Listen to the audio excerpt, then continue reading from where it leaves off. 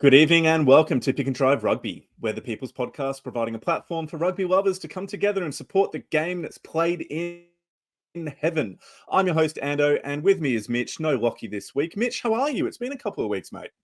Yeah, it has. It's had a few family things going on in the background. So unfortunate not to be able to join you guys last week. Was really looking forward to coming on and chatting about the World Cup and what team Eddie Jones actually named and all the drama that's sort of ensued from that team naming. But yeah, I'm unable to get in and get into the podcast with you boys. But enjoyed listening to what you had to say around it and found myself with a few questions and comments to add to it. So hopefully I can sort of inject those this week as we go.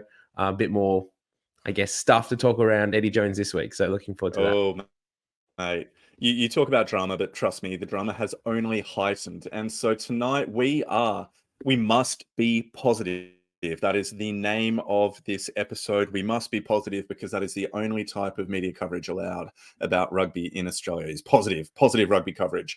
So on that note, we are going to be talking about the Wallaroos and everything that is going down this Sunday as we are recording. Big news here in Wallaroos camp. But before that, we are going to touch on Eddie Jones' press conference where he told a bunch of journos to go and uppercut themselves and to stay positive.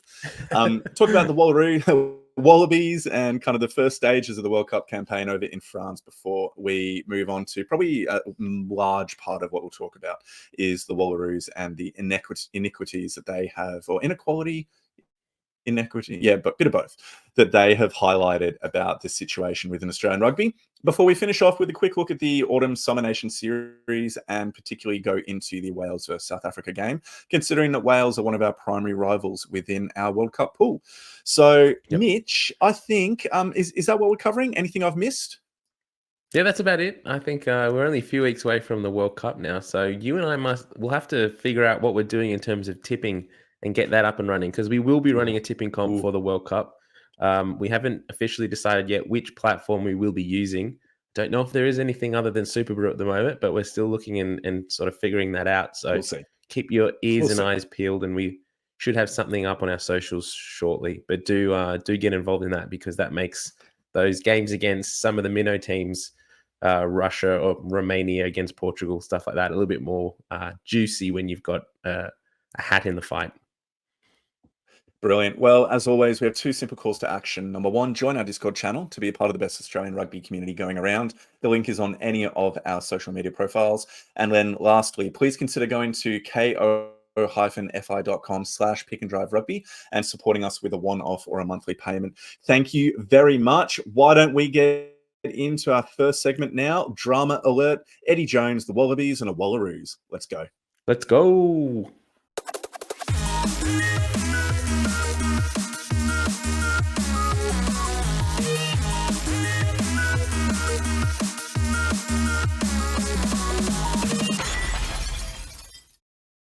What better place to start than us to talk about Eddie Jones, the man in the Akubra. And I just got to say, I really, really liked the cut of the Blazers. Although, mate, how much of a private school look is it for them to be kitted up in a type of Blazers they have with the Akubras as well? Mate, if rugby is trying to give off any image other than private school pretentiousness, I'm not sure that kind of kit is the way to do it. I look, I'm on the fence with this one because on the one hand, I said to you guys in our group chat when the team was announced that I was pretty sort of underwhelmed with the way that RA went about it and that the players were kind of just announced, well, there was just a video, but when they did just do a live cross to Darwin, they were kind of just in dress shirts and pants and there was no Wallabies logo anywhere there. It didn't really feel like a momentous occasion that you've been picked to represent your country at a World Cup. It was cool to see they showed up at the airport and they were in an official uniform, Blazers with the crest on it and Akubras and RM Williams and all that sort of stuff. I think personally for me, there probably was not enough green and gold. There was no green and gold. It was like navy and dark blue. How good was the gold tinge on the kind of trim of the Blazer collar? I think that would have looked great. But one thing I did really like was that the ties had like the Indigenous design on them. So that was sort of inlaid into the design of the ties that they were wearing. One thing about Eddie Jones, and we'll get into it as we talk a little bit around the press conference, but do your button up. Come on, mate. The top button, it looks so sloppy with it undone. Yep. Just adds to the narrative a little bit. Trust me, mate, as a teacher, I don't see students anymore. I just see top buttons. So that's doing my head in. But we do need to get into it. So Eddie Jones had one final press conference before they left Darwin, flying off to Paris. And look, it was a fiery encounter. And for some reason, it's a little bit hard to understand why it was so particularly fiery. There had been some pretty significant calls within the Rugby World Cup squad, particularly the omission of Michael Hooper and Quade Cooper. And it was well known by that point that Quade Cooper had not actually picked up Eddie's calls and wasn't answering Eddie's calls. And so the journos are justifiably, within this press conference, it's one of the major opportunities they've had to speak to Eddie, asking him, how did Quade know to not pick up if he hadn't been told he wasn't in the squad yet? And that seemed to really frustrate Eddie. He wanted them to be looking forward for the positivity of the campaign rather than focusing on the players, the big name players who had missed out. Do you share that view that we should be moving and viewing the future and looking at things in a what if, so a more positive view, rather than wanting to know the responses to senior players who had missed out on the squad? Again, I feel like I find myself sitting on the fence a little bit with this press conference and the way that Eddie's gone about it. I can understand why the Genos were asking the questions they were asking. From what I understand as a follower of rugby and someone who's not necessarily in the circles and the access that some of the journos have, once they made the team announcement on Stan Live, they did have a press conference shortly after on Zoom for the journos to come and ask their questions. But this was the first time since that point, which was last week, for the journos to actually get to see Eddie face to face, ask him some questions, ask him why certain players weren't allowed or were omitted. From what I've heard, some of the journos who were in the press conference, the Zoom press conference after the squad announcement, whenever anyone asked about the players like Michael Hooper or Quade Cooper, Eddie just completely shut it down and wouldn't answer the question. Oh, we're not talking about them. We're not talking about players who didn't make it. We're talking about players that did, which is fair enough. You've just announced your team. Let's talk about the players in that instance, who you have selected and why you selected them, that sort of thing. But the journos haven't had an opportunity to actually find out the reasons why. And we're all sort of sitting here still wondering, what did Quade Cooper not do or what did Quade Cooper do that's changed Eddie Jones's mind in the space of, a week and a half of Dunedin? He's the player that comes off the bench and is entrusted to win the game, ends up fumbling the ball, and it didn't do it that way. But then to completely omit him from the World Cup and the fact that he had given him so much game time in the 4 tests, it really does, as a Wallabies fan, feel like there was a sharp left turn in selection and planning for the squad and what the kind of plan for this World Cup was. And we still don't have an official answer from that. So I can understand. Exactly. I was saying, I can understand why the journos were asking those questions. So why they were asking those questions around certain players, particularly players like Quade Cooper, more so Michael Hooper, around how he took the news or if he got told correctly. There are rumors spreading around that Michael Hooper didn't actually get a call to say he wasn't selected. And it was only when he reached out to RA officials to find out, am I getting on a plane tomorrow morning to Darwin? Oh, sorry, mate. Actually, no, you didn't make the cut. And so if that is the case, he was named co-captain earlier in the year. That's just not good enough. So I can understand at that one point why the journos are asking the questions. But I can also understand as well why Eddie's getting frustrated and like, look, we're about to leave for a World Cup. I'm telling everyone we're going to win it. These are the young guys that I think are capable of winning it. Let's be positive about that. Well, I think that's part of it comes down to media management in a way, because those questions are important questions. Okay. So I think it was Tom Decent that asked the question, well, how did Quade know to not pick up his phone or answer your call if he didn't already know that he wasn't in the team? So does that mean that there's a leak within the process by which a team is being selected? And that's a valid and a fair and a completely appropriate question to be asking. Same thing around questions about Michael Hooper's omission and the communication around that. But I think what Eddie's frustration, like you touched on, is the timing of those questions right as they're about to leave for France. So then you go, okay, let's look at this from a bit more of a managing the situation perspective. Why wasn't there another interview provided? Even if it was off the record, even if it was one where journalists are not allowed to directly record it, but they can have particular grabs or particular quotes taken from it. Why doesn't Eddie, with Marty Cambridge, the media manager, just sit down in the room together and go, all right, what are the questions that you have? What do you want to know? And just done it in a more private manner so that this event could be the occasion for celebrating the opportunity that is ahead for this young Wallabies team. So it just seems that there was mixed messages of what this occasion was meant to be for. Eddie Jones has firmly in his mind that he wants to see it as this positive send-off for the team. And yet the journos are justifiably wanting to ask questions about key names. Like Quade Cooper is a household name. His lack of inclusion is big news. And so, of course, they're going to ask about it. Yeah. So I just feel like there was a bit of naivety from that Eddie point you Jones. made around And sort of then, approaching that whole subject around how it could be managed easier. The thing that comes away from this is, first of all, it didn't, in my mind, it didn't look good from a rugby perspective.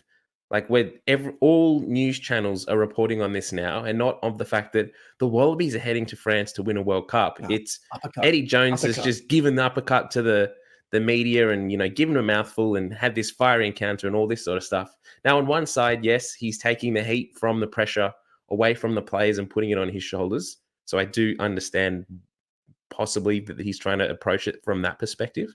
But on the other side, Eddie Jones needs to make sure that the media are buying in to what this team is doing so that there is coverage. This is if you compare this to the Matildas at the moment, the success, then the way the nation has gripped this team is partly because it's played in Australian time zones. It's on free-to-air TV. It's so heavily promoted in the country. The Wallabies will be playing at 3 a.m. and 5 a.m. on Sunday or even Monday mornings. It's a really hard time for people to get up and support the team, even if they're diehards like you and I, let alone just the casual rugby fan or the casual sports fan who's like, oh, the Wallabies are playing, Fiji in a World Cup pool match. I want to see how they go. He needs to get the media on side to buy into that. So what you were suggesting of having some kind of off the record meeting and say, look, okay, get the big guys in, Tom Decent, Christy Dorr, and all the different outlets, get them in a room, explain to them, look, this is where we're going. This is nothing to be reported on, but we're showing you, we're giving you the narrative, and we want you to buy into our narrative. We want you to report the positivity, and we want you to help tell our story to the public. And then those questions will be answered. The journos don't need to address it in a press conference like this, and Eddie doesn't need to get so frustrated and start throwing it back. It's not a good look. And he didn't handle it all that well. He started to spiral, and we've seen Eddie Jones in the past, get ruffled by questions from certain journalists and certain outlets, and he wants to create this positive story. But it got to a point in this interview particularly where people actually started to redirect questions and actually ask positive questions like you wanted, but he was still stuck on certain points. Oh, mate. He still was like, what do you want me to do around Quade Cooper? What would you do? All that sort of stuff. To their credit, they actually gave him, all right, cool. So you're about to get onto a plane. What message do you want to be providing to the fans of Australian rugby about this Wallabies team and their World Cup journey? And the answer that he gave, he was obviously so flustered or so frustrated from what he'd seen of that interaction that it was a really weak call to arms. And I just felt like it didn't communicate with clarity the vision that he has for the direction of this team. And so, you're right. There was an opportunity for so much more. But I actually think this it ties into a bigger question about the role of journalists and media, which actually, as weird as it is for me to say, like you and I and Lockie, we are media within the rugby landscape, which is odd. The responsibility that we have about accountability for the organizations and teams and the like that we support and we follow, but also positivity. And we are a positive rugby podcast without a shadow of a doubt. We look for the good news and the opportunities to talk up the game where we can. But at the same time, we're going to say if something's been done poorly and we think it could improve. We'll always be talking about where it could be or how it could improve, but we're still going to say if something isn't done well. And another element of rugby coverage within Australia over the last 24 hours, which has not been done well, is a video which was put out about the wives and girlfriends, colloquially known as the WAGs, across all sports, who have been put up in hotels, who have been flown out and 5-star treatment so that they can send off or travel with their partners within the Wallabies team.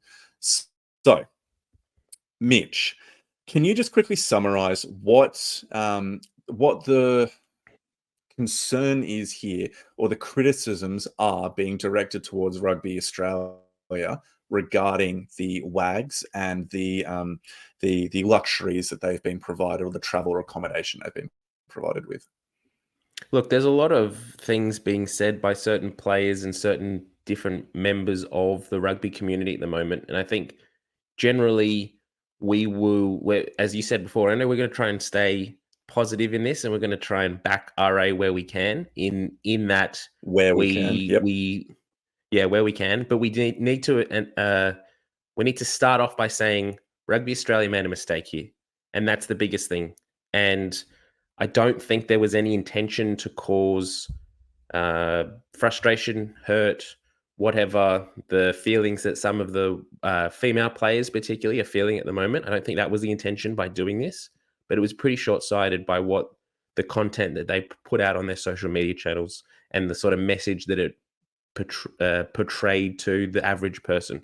So for those that aren't aware, as Ando said before, rugby.com.au put out a post, I think Friday or yesterday, Saturday, that was a video of certain partners of Wallabies players who were flown to Sydney to stay in Sydney with their partners before they left on Saturday or Friday, whenever it was that the Wallabies left for France. And from what is reported and how it looks, it was an all expenses paid trip, flights, accommodation, meals, drinks at bars and pubs and that type of thing in Sydney before the players got on the flight to France and left, and then trips back home. Now, some of the Wallaroos players particularly have sort of taken this message and sort of highlighted the inequality and how this feels and looks to the women's game at the moment.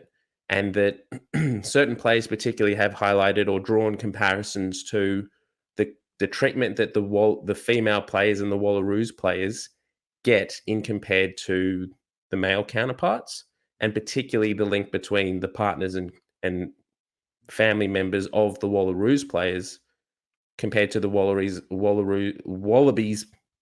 families, friends, partners as well. So one of the points that's come out that we'll focus on straight away is that the Wallabies have shown that they've flown the partners, family members down to Sydney to say goodbye before they left for the World Cup. And one of the sticking points for some of the players is that even the Wallaroos families and friends and partners can't get free tickets or tickets provided by Rugby Australia to the Wallaroos games. They have to pay out of pocket to attend. Yep. And straight off the bat, that's not good enough. Yeah. That's a really so straight off the bat, I think we can highlight a couple of things here. We can highlight that the content that was being put up about the WAGs is completely tone deaf, and you're right, is unlikely to be intentional in terms of causing any offense. But in a way that doesn't help, because what it does, and maybe I'll be a little bit more direct. I don't know if I will, but what it does is it highlights how the women's game and the situation around the finances for the women's game is not front and center for those within RA making these types of decisions about content and media that they're putting out. So again, it just shows in a way the place of women's rugby within the mental landscape or the organizational landscape of RA.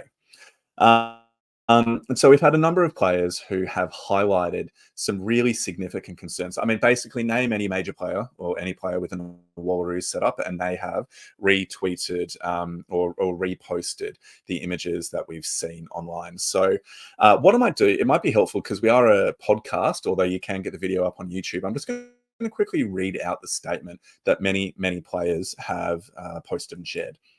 You told us flying anything beyond economy was too costly.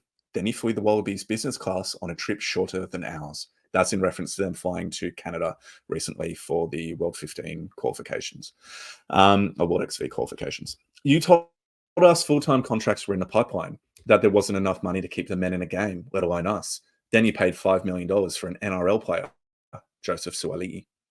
You said our program would go professional and our coach would be full-time. How many coaches has Eddie taken to the World Cup? You continually say we don't have enough resources, and yet we all saw the World Cup send-off for the Wallabies. We've seen the impact that women's sports has had on the Australian sporting landscape thanks to the Matildas.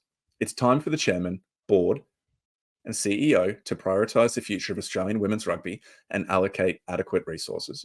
It's time to acknowledge that we are not promoted equally, even on a free platform. The future of our games hangs in the balance. It's your move, Rugby Australia. And so that's the message that has been shared. And although there are some addendums that you can put to the comments, so such as the Wallaroos coach will be full-time in 2024, there are some, they are full-time contracts, but the pay is not great. It's around 35 There to is a 40,000 per year. plan, that type of There thing. are tiers of pay. Supposedly there's meant to be a plan moving forward, but RA still haven't released the roadmap for Australian rugby moving forward. It's meant to be coming out when a private equity deal gets sorted. If you want to go back and listen to our podcast, ladies and gents, with Gilly Collins that I had, that was really good for talking about the roadmap or the direction of the game. But we still haven't seen anything, and that was months ago. That was like in May or June or something. And so, yeah, overall, what it shows is that there has not been enough care and concern directed to the women's game, particularly in terms of leadership and direction of where the game will be moving heading forward. And the Matildas have just shown what women's sport can do on a national stage. Yeah, and some of the points that are raised in here are really easy fixes and things that can change an approach. So the one that jumps out to me is it's time to acknowledge that we are not promoted equally, even on a free platform. So when you go back and scroll through the Wallabies Instagram or Twitter feeds, or X, whatever it's called now, there's no acknowledgement of the Wallaroos at all. They have their own platform. The Wallabies platform has 10 times the amount of followers that the Wallaroos do. And all it takes is for you to put one of the tweets or the posts up that you're about to say, that like the Wallaroos are playing now, on the main channel, on the main feed, and that just shows, again, it's that united approach that we are one team, we are one nation. We're not a women's team and a men's team. We're the Wallabies and the Wallaroos. We're Australia. We're playing the game of rugby union together. Shouldn't matter who's playing or who's pulling on that jersey. Yep, 100%. So yeah, well said there. Look, there's so much to talk about with this, and I think a really simple one is actually jumping onto a really clear example. So in July, the Wallabies flew business class to South Africa, whilst the Wallaroos flew to Canada, a 14-hour flight in economy seats, less than 12 hours after playing the Black Ferns. I'm reading from a player's Instagram account. Our flights economy were paid for by World Rugby. All Rugby Australia had to do was pay the cost in between to upgrade us, but then it didn't even think we were worth that. Don't forget that on the way home, a number of the carrier, I think it was Air Canada, overbooked the flight. And so a number of players weren't able to fly home with the rest of the team and were stuck in the airport for 3 days. Was stuck in the airport for 3 days. That is completely unacceptable. I recently took a school trip in the last holidays over to Washington, and we had a major issue with the students' flight. Stuff went down, and we pulled out all the stops to make sure that a student under our responsibility got home appropriately and safely in the earliest time possible. And yet the Wallaroos are stuck in a country for 3 days and there's no statement, there's no information or good reason provided as to why this happened and why it took so long for them to be able to get back to Australia. It just speaks to, again, that broad narrative of the Wallaroos aren't valued. And whether that's true or not from RA, I'm sure there are many people, and I know there are many people, like Gilly Collins lives and breathes women's rugby and is doing all she can for the game in Australia, without a doubt. But they're just not getting on the front foot in terms of communication and marketing to say, we value women's rugby. Here is our plan. Here's a direction moving forward. And yes, things aren't right now, but we're doing our best to make sure that it moves in the right direction. They're not even able to do that. And so I find that the hardest part, the lack of poor communication about the direction of the women's game. Sorry, the lack of communication. Look, we're recording now at 8:30 roughly on a Sunday night. The post on rugby.com.au came out, as I said, Friday evening, maybe Saturday morning. It's since been removed, but there has been no address or no acknowledgement from RA in the time since the Wallaroos players have come forth and started saying things. This is starting to get picked up. Currently, this is starting to get picked up by the national media. But again, RA has not said anything. RA needs to step in and take control of this situation before it gets any worse. Now, I'm hoping by the time that this goes to air tomorrow morning, and by the time you're listening to this and going on your way to work or school or wherever it is you're commuting and listening to this wonderful podcast, that RA has come out and said something, has made a comment. But from previous experience, I wouldn't be surprised if this snowballs and gets to a point where RA is forced to say something 2 or 3 days in the future, when it has gotten to a point where we're talking or looking at player boycotts and things like that. This situation needs to be handled. Yeah, and look, there's some early reports from codesports.com.au, which is speaking about how this was actually a premeditated decision taken by senior Wallaroos players. I mean, the timeliness of it and the speed at which different players were sharing it does speak to that. And so this outlet is reporting, Code Sports is reporting, that it was known by RA ahead of time. And rather than try and meet with the players and speak about the issues, they sent them terms from their contracts saying that they're not allowed to post things that would be detrimental to the organization or the game. And if that is true, then it again is, I just feel like it's poor communication.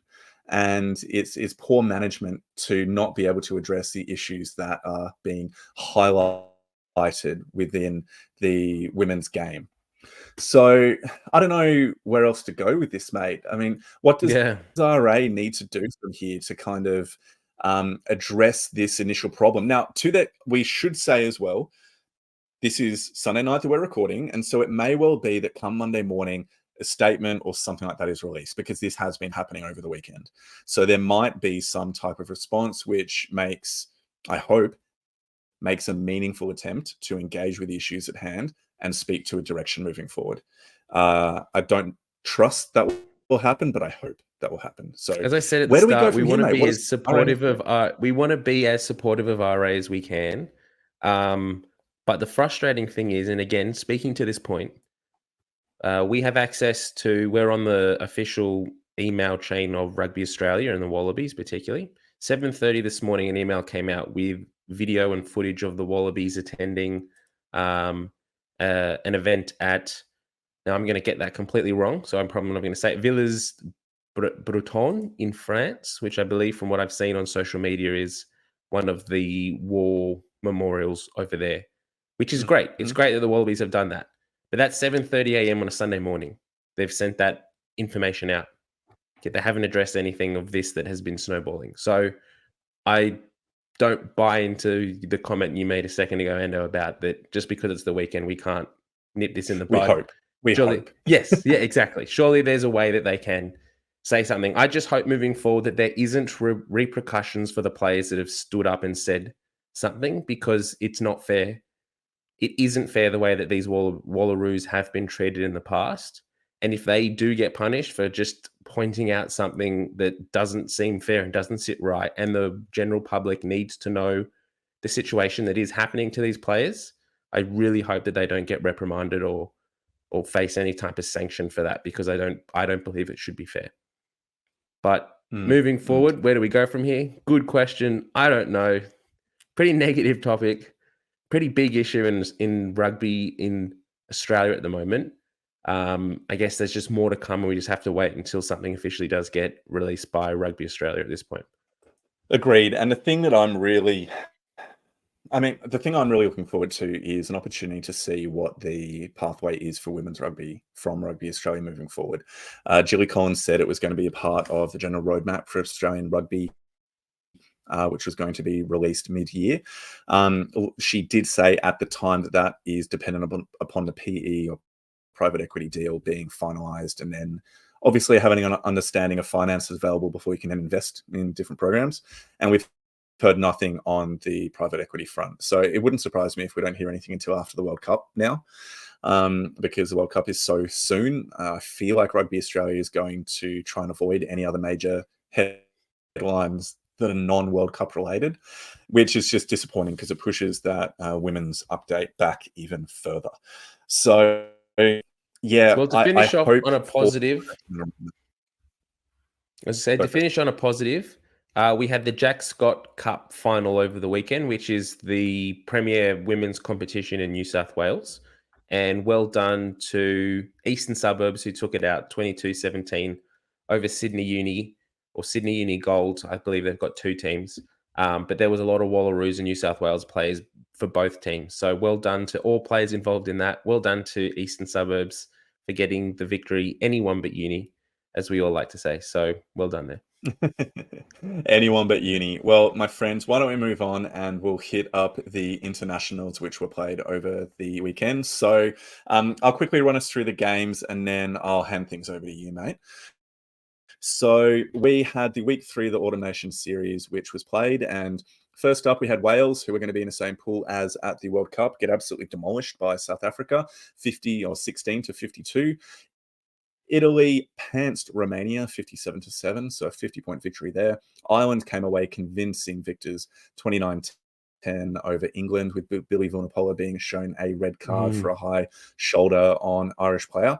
And then France came away pretty comfortable winners 34-17 against Fiji. Mitch, over to you. Yeah, so where do we want to start? Which game? How many of these have you caught minutes of? Oh, mate, I've watched the Wales, South highlights of Ireland, England, and I've watched the mini of Wales, South Africa. So I didn't have time to catch any of the others. So Okay. I'm pretty happy for us to just make a couple of comments and then go into a bit more depth with Wales, South Africa. Yeah, so we're talking about Wales next as they're our pool rival. So we'll focus a bit more detail there. 57-7, Italy over Romania is a really good result for Italy. And from some of the highlights that I've seen online, first of all, the most interesting one for me, Monty Ioane's back straight into the Italian team after his stint in Super Rugby with the Melbourne Rebels this year. So good to see he's going to be running around for the Italians in the World Cup this year, and hopefully he can find some of the form that he had when he was in Italy previously, because from all reports this year was not a great foray into Super Rugby for him, unfortunately. Yep, exactly.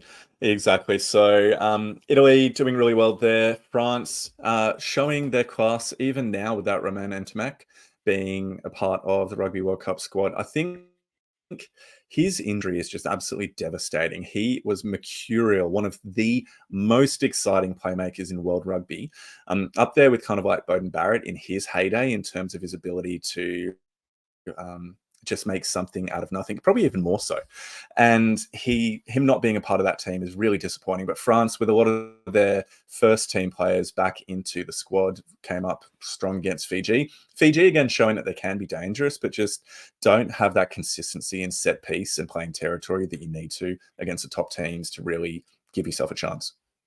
I guess the scary thing for Australia now, looking at our draw and who we've got in our pool with Fiji, so infrequently does Fiji get the time together as a squad that they currently have leading into this World Cup. We're currently 3 weeks away from the first weekend or the first round of games in the pools. Yep.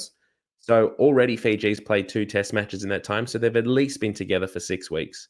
The more time they spend together as a squad, and the fact that this Fijian team is built on the backbone of the Fiji Drua from Super Rugby is just I think, are going to be a team that's going to upset or surprise a few nations in this World Cup. They haven't shown yet how good they can be, and I think they're only going to get better the more time that they play together. Well, I think they're going to be particularly dangerous coming up against Wales in the first game. So Wales, like we already mentioned, got absolutely pantsed by South Africa 16-52. But Wales don't have another game. Their World Cup squad is being announced tomorrow, so Monday. So by the time you're listening to this, everybody, you should be able to have access to the Wales Rugby World Cup squad. But Fiji are coming up against them first, and Fiji have another warm-up game against England this coming weekend on the 26th of August. So I think that's like Sunday night, like 15 past midnight or something like that. And yet again, that will be another opportunity for them to get time under, or to get games under the belt as a team, as a squad.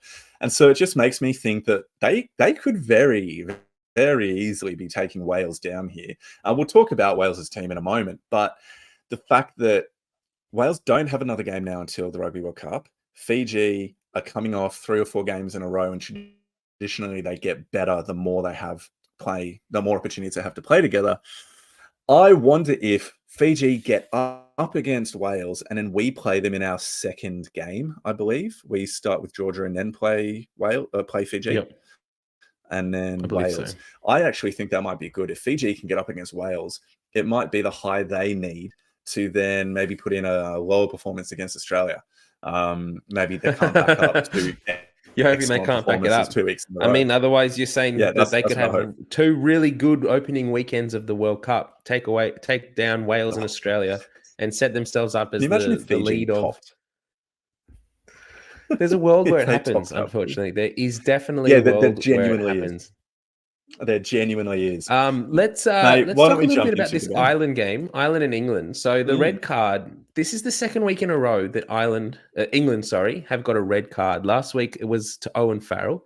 Now we haven't specifically addressed the off-field happenings of what has happened with that. So Owen Farrell faced the judiciary, and through the process and through England having all the resources in World Rugby and a majority say on the board, they dropped the charges. They dropped anything against. They basically pulled the whole mitigation factor card that didn't exist because there was no mitigation. There was no mitigation. And dropped the charges.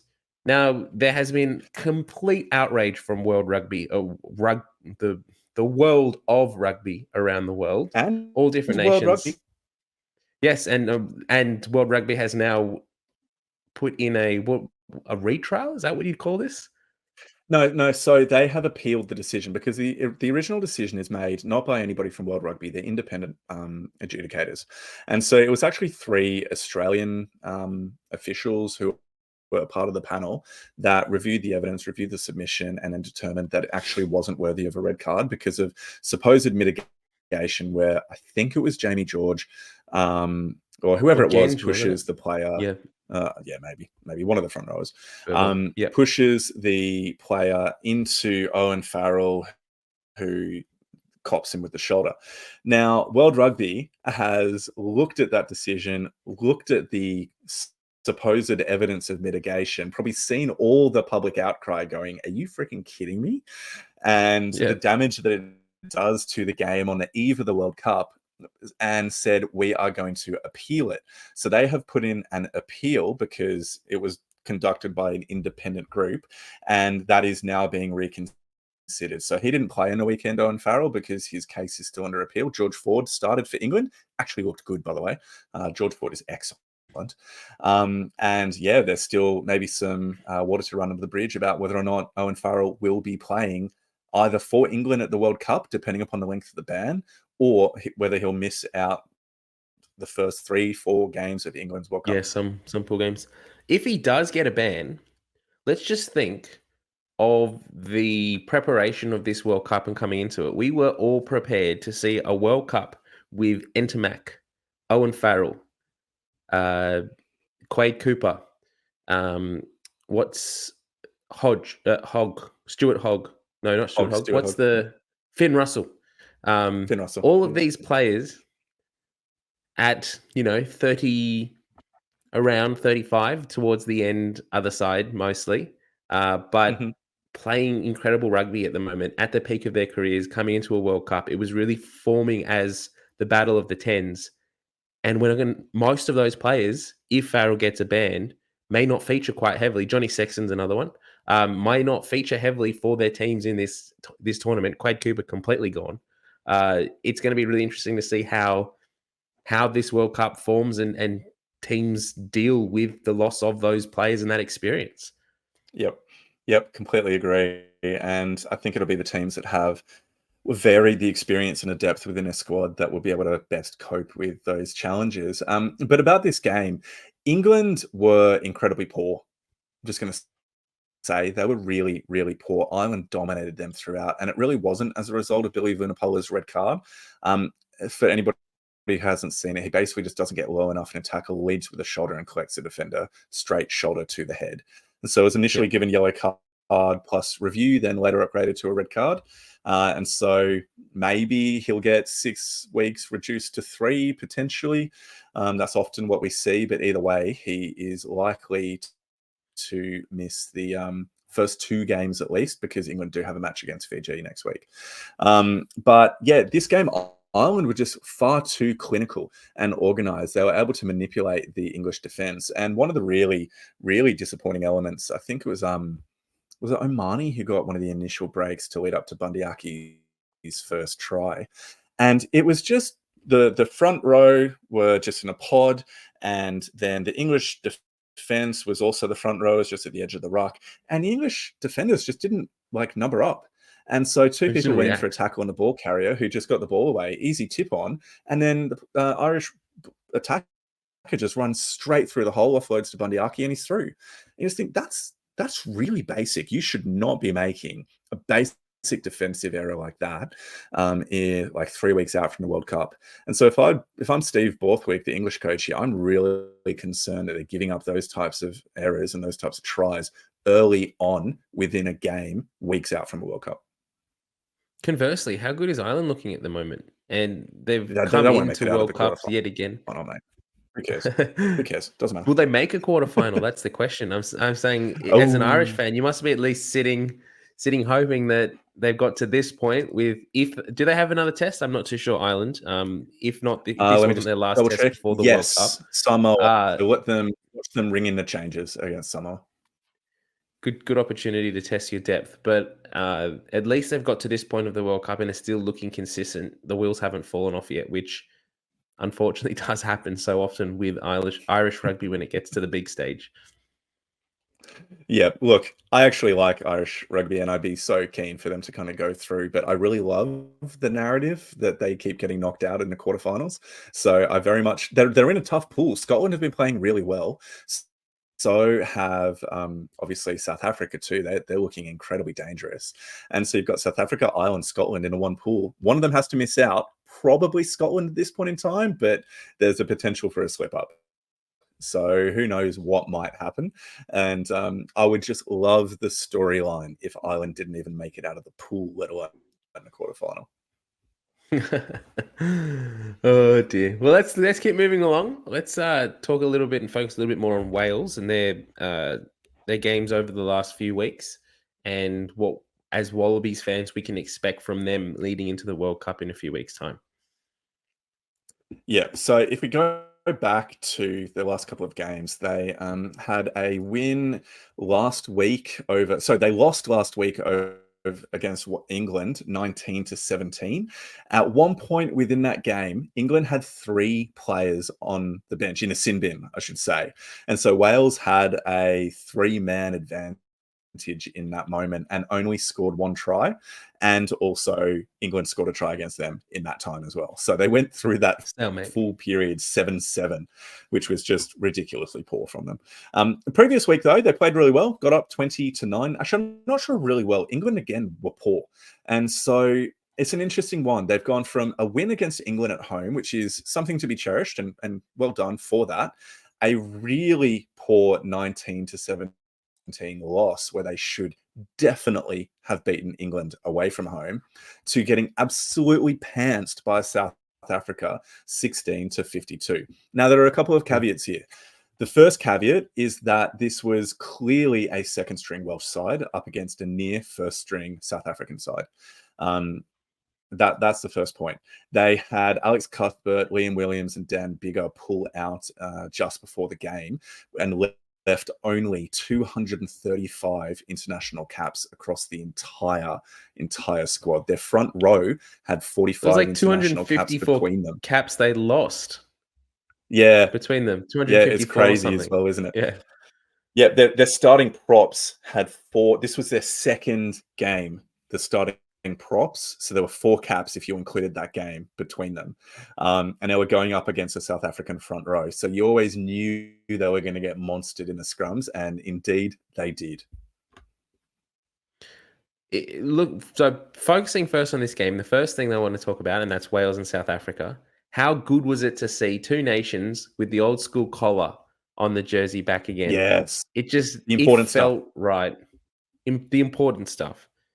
If there isn't a movement post this World Cup that all rugby teams should have a collar on their jerseys, I'm going to start a petition because it just looks so good. It differentiates rugby from league and soccer from the fact that you can have an old school collar on, you look classy, tuck it in as well, like Pete Samu, tucked in jersey, socks up, collar on top. There's nothing better than that. It just looks like class on a field. So good. That's one of the back most to the actual rugby things you've ever said. I love it. I didn't even go to a private school. I know, that's why it's great. But South Africa in this game dominated every facet. Now, Wales scored 16 points to their credit. And as we said before, their disruption and their preparation was severely impacted by the players that withdrew from the preparations late. But South Africa looked dominant from every facet of the game. And the tries or the points that Wales scored were either through penalties or pretty opportunistic pick and drives close to the line, which you can't really stop. It was in the 76th minute or something as well, that final try. And I believe there was a mad advantage as well. South Africa got a yellow card. Kind of worrying from Wales in this perspective, considering, as you said before, that this is their last game leading into the World Cup. They're about to announce their World Cup squad. And I still don't think Warren Gatland knows who his best 23 are and what style of rugby they want to play. I don't think he's had the time with this team to really get an idea of how he's going to change the game plan week in, week out for Australia, for Portugal, for Fiji. How he's going to be able to have this squad be as adaptable as they need to be to play a style of rugby that's going to get them deep into this competition. Yeah, there was some positive signs from Wales early on in the contestable kicking game that they were playing. So using kicks off 9, getting some good hang time and quality chases to just messy up the receipt area for South Africa. And so they had 2 or 3 turnovers within the first 15, or retained possession, I should say, within the first 15 to 20 minutes of the game, which was giving them some opportunities. So before the break from Snyman and then the intercept try as well, or the other way around, they were actually pretty close. They'd had the 3 penalties to make it 9, and I think they were maybe 9-12 or something. They did get They did get up at one point. It was they did get it. They It were was ahead on 9-5. Yeah, and so there was some early success, but they just didn't have the capacity to deal with the physicality of South Africa. And I mean, what is it that South Africans do to create these just incredible locks? We haven't seen RG Snyman for a while over the last couple of years because of repeated injuries, and yet he's able to come back into the South African team and just absolutely dominate. He was a mountain.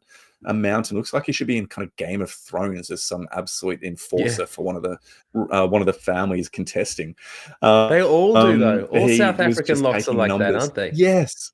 Yep. And I mean, we didn't even have like Edsabeth there, and Luke Diaga hasn't even been picked in the squad, if I recall correctly. And then they just have Snyman step up and just be absolutely incredible like he was a few years ago. So yeah, Wales couldn't handle that physicality mentality, which is just the first thing you need to be able to do when coming up against South Africa. And I guess as big as the score is, in some ways it flatters Wales just a tiny bit in that South Africa Mm, missed like 6 or 7 shots at goal, where there was penalty or conversion. So this score could have been a lot more. They could have hit the 70s yeah, if they got all their kicks. yeah. So Mani Libbok is the 10 that's been called in to kind of replace Andre Pollard since he's out of the World Cup with injury. And I think he's a Stormers player, and supposedly he's been lighting things up in the URC, although I haven't really been following the South African teams at all. He's supposed to be quite a mercurial player, very, very good attacking off the front foot, but his poor place kicking game was on display tonight. So, admittedly, he made a lot of his kicks, but he made the easy ones, the ones that were just kind Mm, of right in front or just to the sides. I was counting it, and so I'm pretty confident he missed 4 kicks at goal, 2 conversions, 2 penalties. And so that was 6, 8, 10. So 10 points left on the okay. field just from Mani Libbok's kicks. And some of the misses were really bad. Some of them were really Yeah. bad. There was So it just one that shows was that, pretty close to in front too. One of the last yeah, ones. It just like skimmed the left yeah, top right. yeah, exactly. And so you just look at it and go, man, what's South Africa known for? They're known for their incredibly strong forward play, particularly from the locks and the front row. They're known for their hard running centers and the capacity to just put the ball over the sticks every time they get an opportunity. And you've had that most of the time with Andre Pollard. I mean, I grew up kind of remembering Percy Montgomery as one of those like just dominant place kickers within World Rugby. And they're going into a World Cup without a quality or recognized accurate kicker from the tee who's hitting like 85, 90% plus. So that will be a concern for them. And you just think that Mani Libbok is just going to be doing extra after extra with his place kicking over the next 3 weeks.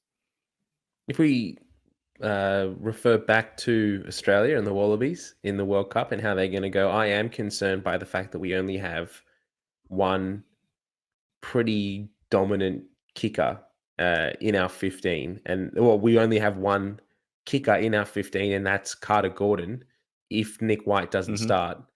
And that's concerning, particularly in a game against Wales, where Wales will take shots where they can, will take points where possible, will drop field goals at every opportunity they can get. If we aren't able to apply pressure that way, if we aren't able to kick our kicks or take our opportunities there, we're going to struggle. Yep. Yep. Yeah. Really well said. And because if you look, who actually takes, like, we say that Nick White is a kicker, but he's really not. He can do it, but he doesn't kick regularly for the Brumbies. I mean, neither does Carter. And there's, yeah, neither does, yeah. And so you look at it and think, who is it actually that can take the kicks if Carter Gordon isn't available? Ben Donaldson from the bench as the 23, if he's used as that kind of backline replacement. But it's a tough one to try and figure out what they're going to do there. So again, Carter Gordon, do your extras, mate, and get some miles in your boots or some kicks in your boots to make sure that you're giving yourself the best chance to take every opportunity given to you. Well, before we finish up the pod and wrap things up, we'll try and finish on an Australian flavour or on a little bit of positivity. So, the first bit of breaking news that came out of Wallabies camp earlier this week was that Jason Riles is joining the coaching team effective immediately, with Brad Davis returning to the UK for family reasons. Now, Ando, before we dive into the Australia A squad that's also up there on the screen for those on YouTube, what were your initial thoughts about the news about Davis leaving and Riles coming in? Oh, look, I didn't really know what to do with it because I just don't know enough about the situation. I don't want to speculate about why Brad Davis might have left. Maybe it is family reasons, but Yep. it kind of just felt to me like that was a throwaway line, kind of given to cover up something else. Because when Eddie Jones was saying later, he's like, "Oh no, no, we spoke about it, and it was a mutual decision or something to that effect," made me just feel like, maybe not family reasons. Mm. So that was just an interesting thought that jumped into my head. Supposedly, Jason Riles is very well regarded within rugby league and rugby union circles. Again, where are you going to get a top rugby union coach to step in at this time? They're all going to be contracted. They're all going to be involved within other national coaching setups or hard to Yep. pry away from their provincial teams that they're kind of getting ready for the 2024 seasons. So yeah, look, I think from all reports, it's a good signing, but it just does make me question why Brad Davis actually left and whether it really was for family reasons. And it does make me wonder why we have so many rugby league-based coaches in Eddie Jones's team. And again, that might be just purely based on the fact that that's all he could get at this late time, even when he was appointed and leading into the World Cup.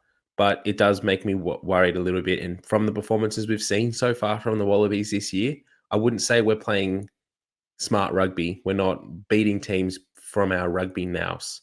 So interesting to see how that goes. The Australia A squad. Now, I'll quickly run through for those on the podcast who is included, and then we'll keep this quick because we want to finish up. But Endo, just let me know if there's anyone that jumps out as a big inclusion or a big exclusion. So props, we've got Matt Gibbon, Harry Johnson-Holmes, Tom Lambert, Sam Talakai, and Reece Van Neck.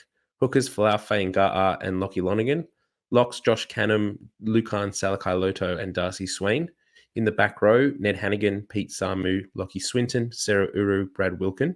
Scrum halves, Ryan Lonergan, James Tuttle.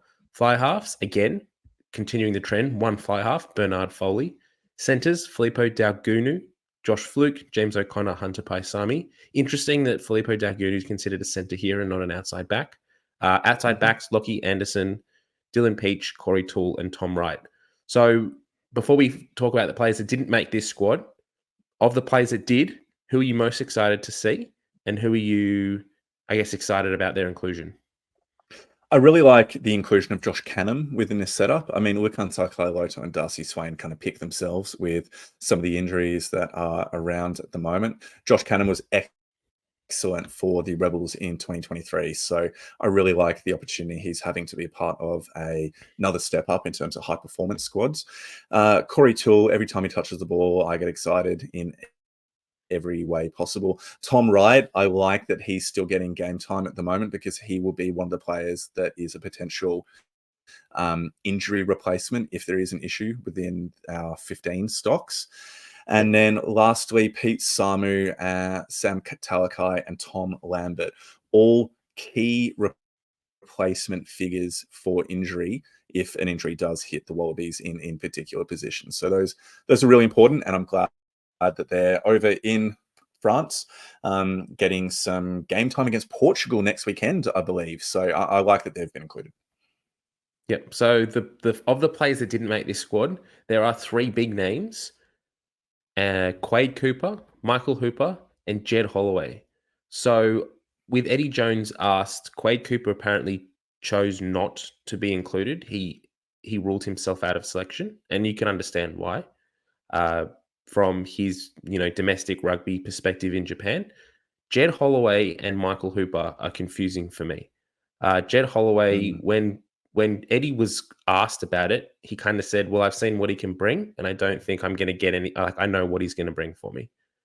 So that makes me think that Jed Holloway is not even on the potential list of injury cover for the World Cup, which is harsh harsh for him. Michael Hooper, same type of thing for mine. Michael Hooper is reported to be fit for selection for the French game. So the game against France before the World Cup starts. So effectively, he would be fit to play in this Australia A squad. Now, whether he chose not to come on this tour or just didn't get selected again, like Jed Holloway, we don't know. But the fact that Michael Hooper, you would think, would be one of the players parachuted in should there be an injury to Fraser McWright. It looks at the moment like Pete Samu is probably ahead of him in that regard. But yeah, questions around what is going on there. Interesting. Thoughts? Yeah, really interesting. Look, I think those are all valid questions to be answered. And again, it's just one of those things that, like, you just wish you could get a straight answer sometimes. Although some of it's private as well. So maybe there was a conversation with Hoops and he made the decision not to go because of personal or family reasons for Australia A, but he's still an option for the Wallabies replacement overall because he's got enough game time and experience with the other players inside and outside of him that he'd be okay to slot into the squad pretty easily. But mate, I think following up just before we finish as well. So from Lockie at Scrumbags, he's also reported that of the players in this Australia A squad, the ones that will be going on tour with the Barbarians, so will be in France during the World Cup, are Yep. Tom Wright, Lockie Lonigan, Salakai Loto, Filippo Daugunu, and James O'Connor. Yep. I think those are all excellent players to be getting more game time with than a Barbarians. So yeah, really good call there. Fantastic. Let's wrap it up, Ando. We're nearly at an hour. Mate, we're in an hour. We've hit the magic mark, so let's wrap things up. Ladies and gentlemen, thank you so much for joining us for this podcast. It's been an interesting one. We've tried to remain constructive within our commentary and discussion over what is a really significant and important issue within Australian rugby at the moment, the place and the role of women's rugby in Australian sporting landscape, and the value that is placed on it by Rugby Australia, the organising body.